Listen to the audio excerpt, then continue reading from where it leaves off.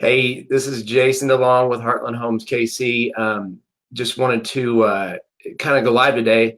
I'm here with talking to Laura. She's in the Omaha market and brought up a topic that a lot of buyers and sellers are asking questions about right now as far as buying and selling it at the same time. So obviously, if you own a house and you want to move, you want to buy another house, and you've got to sell that one to be able to purchase a new one. There's many different options you can go different routes. So it's definitely a topic of conversation. So we wanted to answer some of those questions live to kind of help everyone else out as well. Hey, Yeah. Laura. Hey, thanks for having me today. Yeah. So the first thing that I see a lot is these situations. Do you see them a lot in the KC market right now where people are just kind of trying to figure out how to buy and sell at the same time? Yeah, we're seeing quite a bit of that. Just 50% of sellers typically buy or buying something else. And it's kind of a catch 22, if you will. Like, what do you do? I mean, do you list your house, get under contract, go buy something else, or vice versa? Are you going out looking first and then putting your house on the market when you find the right deal? So it's really, there's no perfect answer. Yeah, I hear that. So, as people are doing this, we hear the terms like contingent buyer, non-contingent buyer. They're Hmm. thrown around a lot. Not being in the real estate industry, can be hard to kind of figure out what those terms mean. Can you explain the difference briefly Yeah, between the two? absolutely.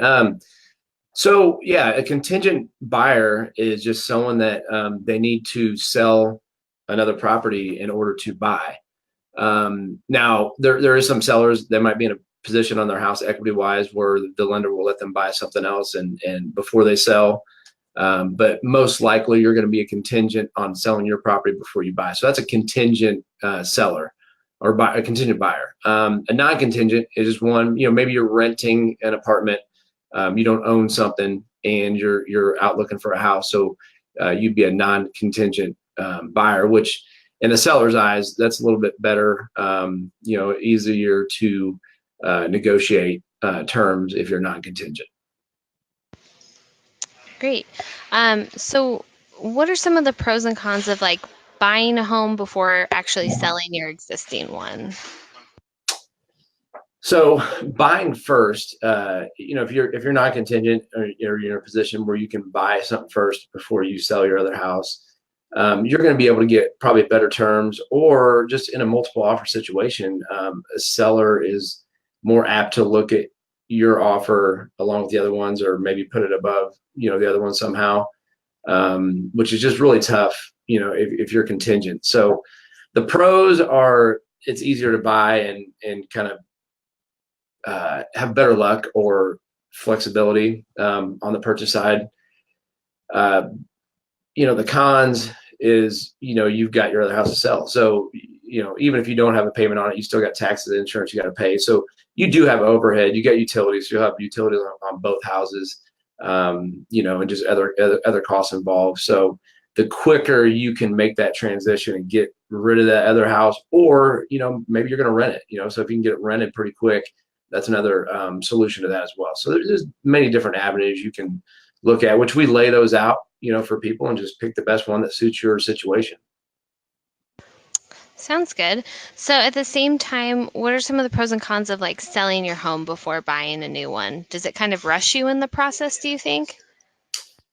It can, yeah, sure. If you need to sell yours first, typically, we'll ask for a longer close date. So say you get your house under contract, you get a 60-75 day close, and that way it gives you, 2 to 4 weeks to go out and find something else. I mean, in a low inventory market, it may sound like a lot of time, but it's not. Things just go quick, and there's not a lot, a whole lot to choose from. And most people in that situation, it's like you don't want to hurry up and make a decision that you're going to regret, 2-3 months down the road. Like, why did I buy this? It wasn't, 100% what I was looking for. And so that you just don't want to feel rushed to make a decision and regret that down the road. Yeah. So Do you, just to kind of wrap it up, do you have any general tips for preparing for this type of situation? I know there's probably not one right answer for every person. It probably just depends on their particular situation. What would be Right. some general tips that you would give?